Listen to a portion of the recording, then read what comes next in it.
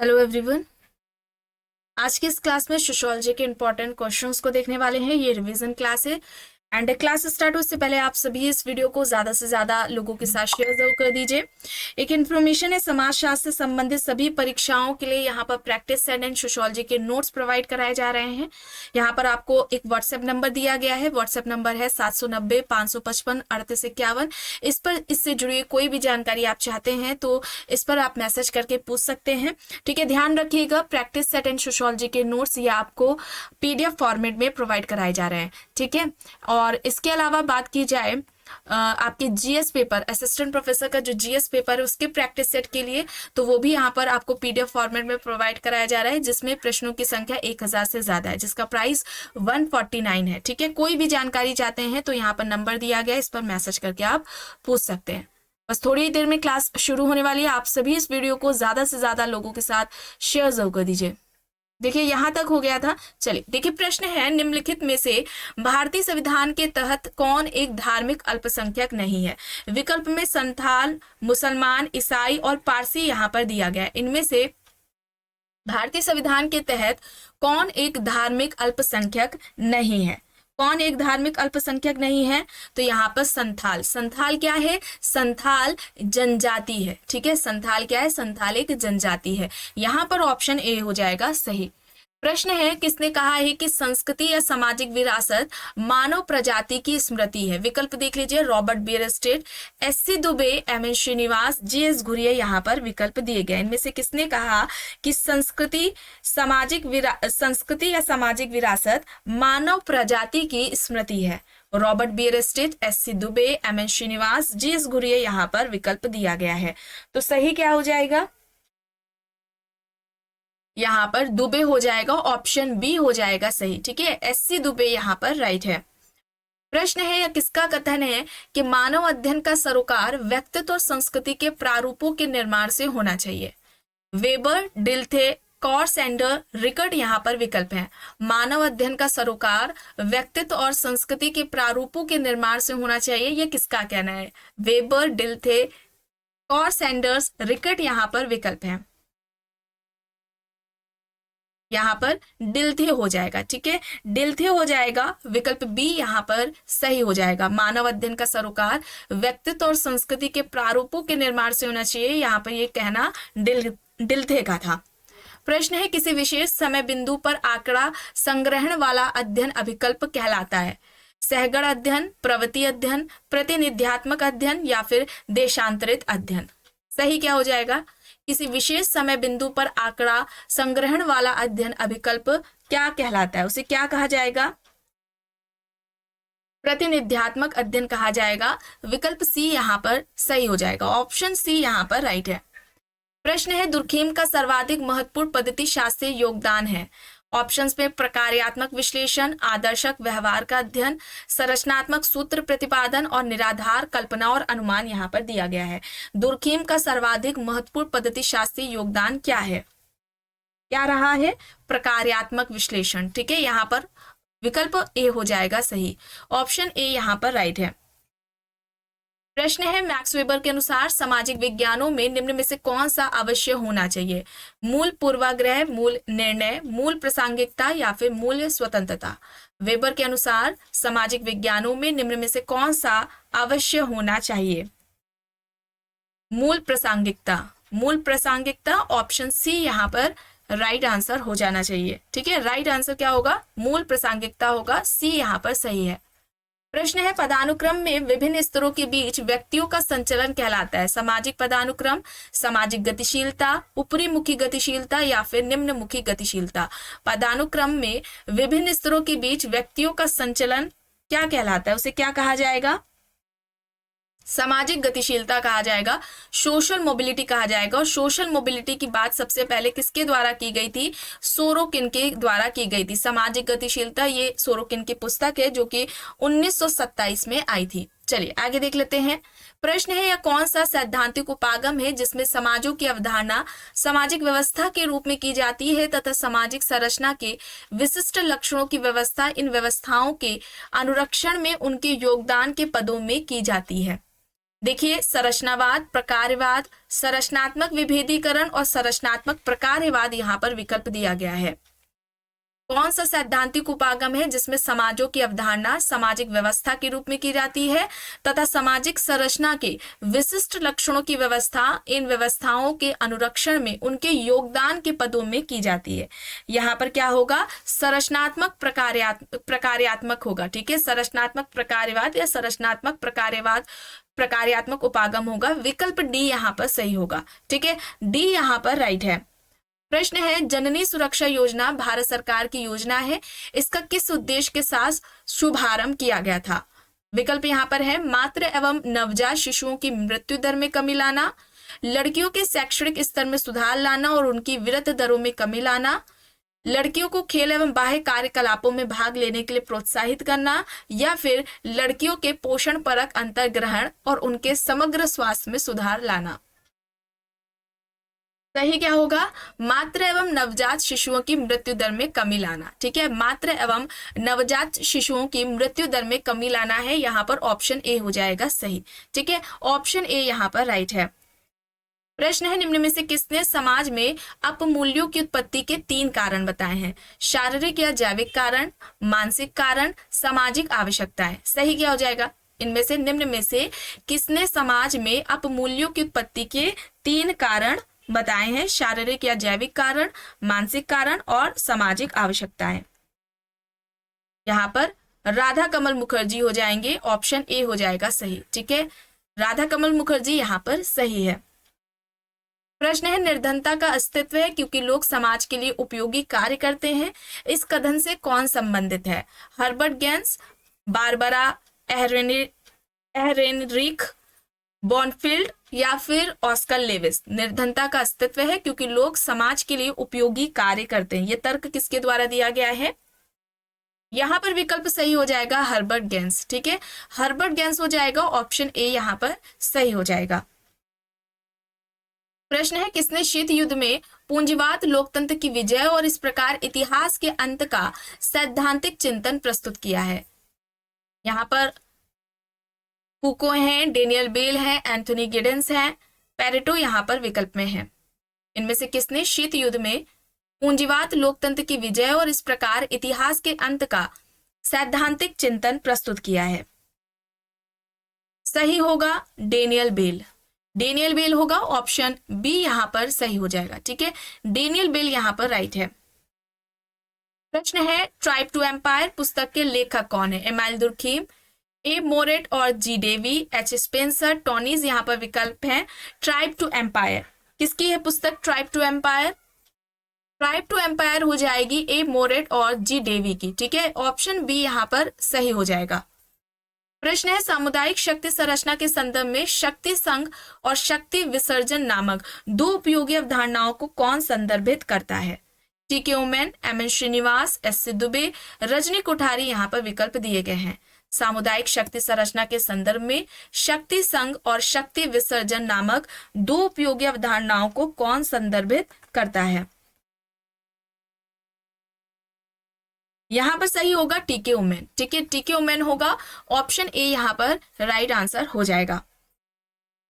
प्रश्न है, पूंजीवाद व्यर्थ जनसंख्या को जन्म देता है, न केवल निर्धन और शरणार्थी बल्कि संख्या में कैदियों और अन्य बाहरियों की आबादी। इस कथन से कौन संबंधित है?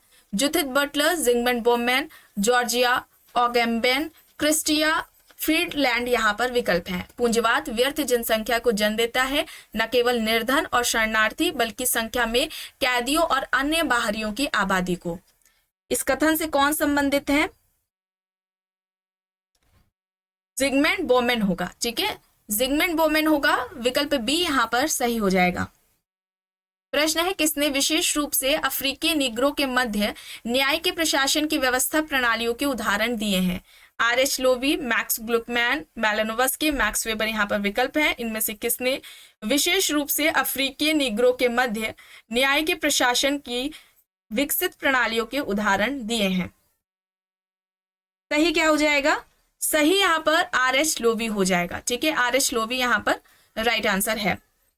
प्रश्न है किस विचारक ने आधुनिकता को एक असमाप्त परियोजना के रूप में देखा? Anthony Giddens, M Young, Habermas, Michel Foucault यहाँ पर विकल्प है। आधुनिकता को एक असमाप्त परियोजना के रूप में किसने देखा? किसने कहा था आधुनिकता एक असमाप्त परियोजना है या आधुनिकता एक अधूरी परियोजना है? यहाँ पर हेबरमास हो जाएगा, ऑप्शन सी यहाँ पर राइट आंसर हो जाएगा। ठीक है, हेबरमास यहाँ पर राइट है।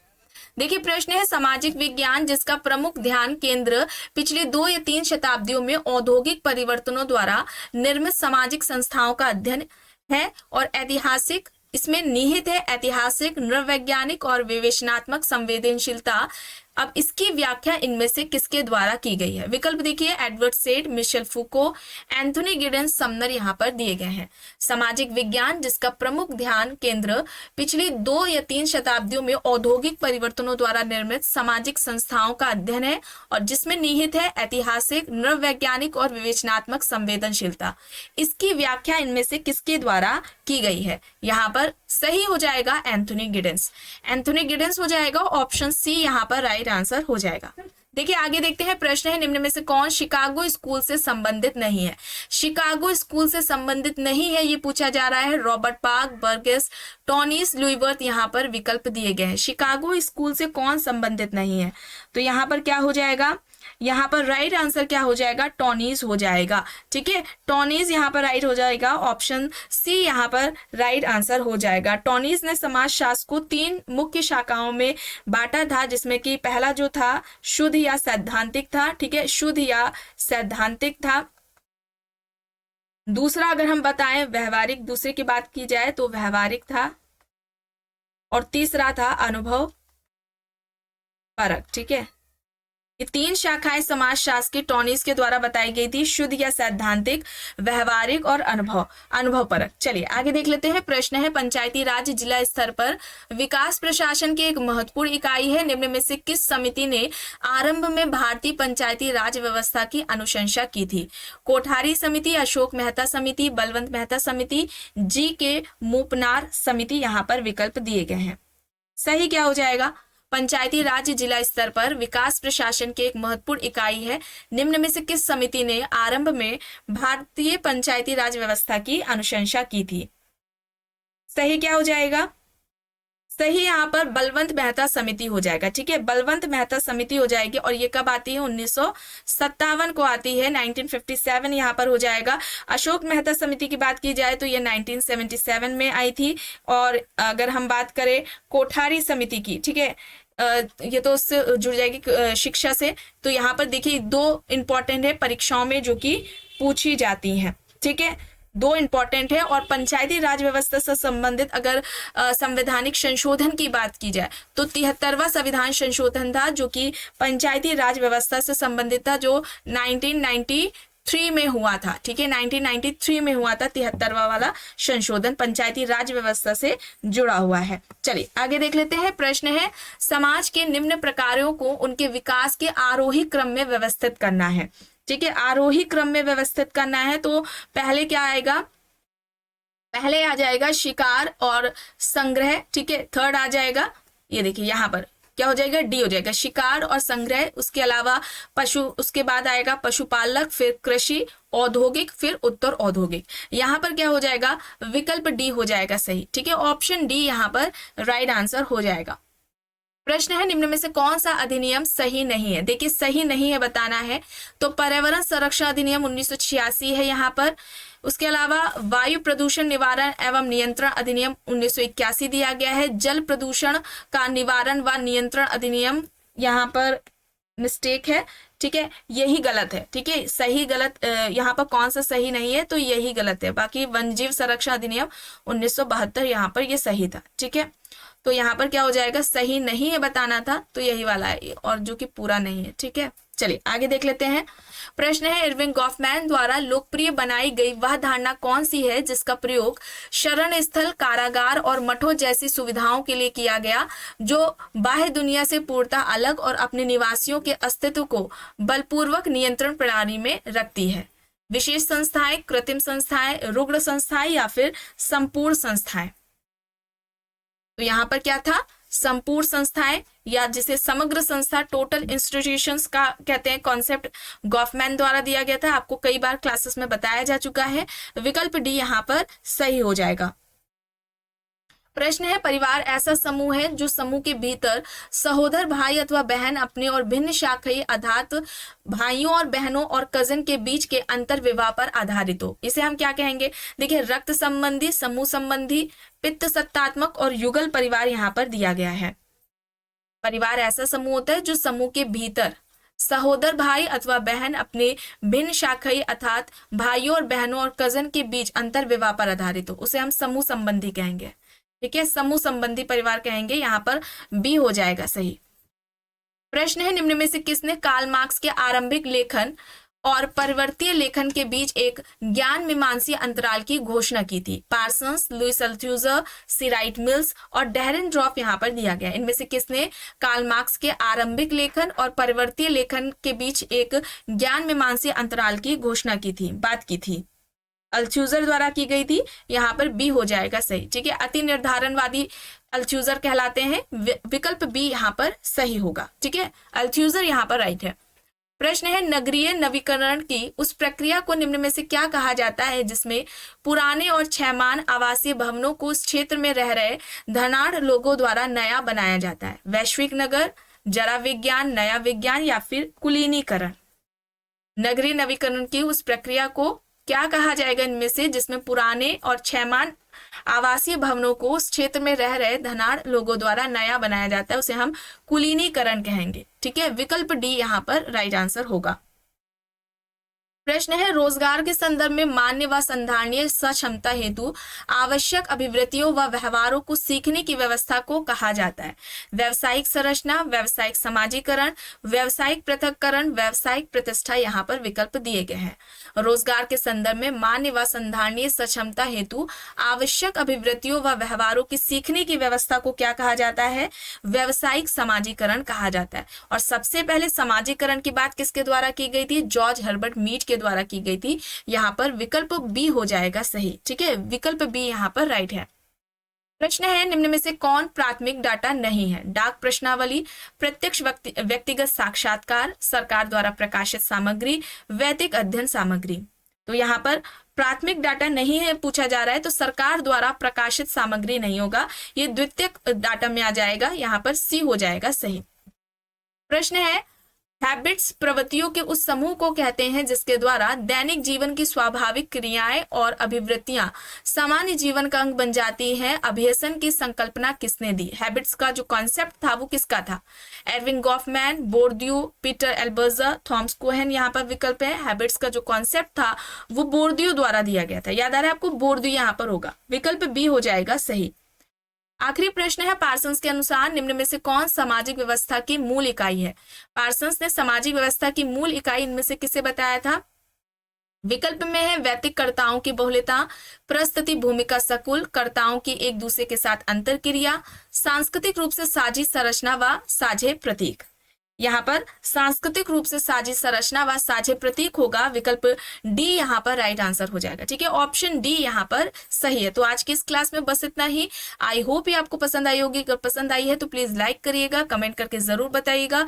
चैनल पर अगर आप नए हैं तो चैनल को भी जरूर सब्सक्राइब कर लीजिएगा एंड इस वीडियो को जितना हो सके ज्यादा से ज्यादा लोगों के साथ शेयर भी जरूर करिएगा।